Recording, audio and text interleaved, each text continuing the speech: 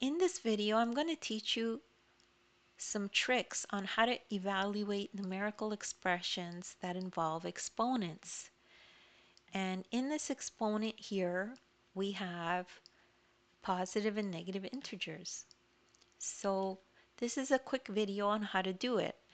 So remember your order of operations. We first do brackets and then exponents, and then we divide, and then we multiply, then we add, then we subtract. Okay, so first thing we have to do is everything in the brackets, right? So everything in here we have to do. So in the bracket we have -8 over 8. That equals -1. We now evaluate the exponent. So in the exponent we have -1 times -1 times -1. So remember the following rules when we have multiplication.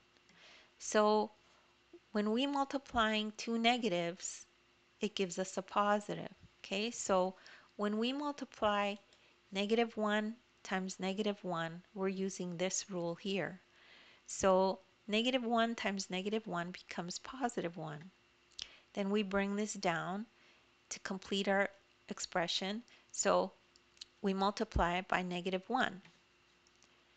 So now we have to complete this expression. Well, this expression is a positive times a negative. So positive times a negative is this one. So it will give you -1 as the answer. And that's how you do that kind of problem. And don't worry if you don't get that right away. You could just rewatch the video. As well, take a look at the description. There's a link to my ebook. In the ebook, you'll find a link to this very lesson, and you can follow along in the ebook as you watch the video. As well, in the description, I have links to other videos of mine that are similar to this. If you need extra help, you could check those out.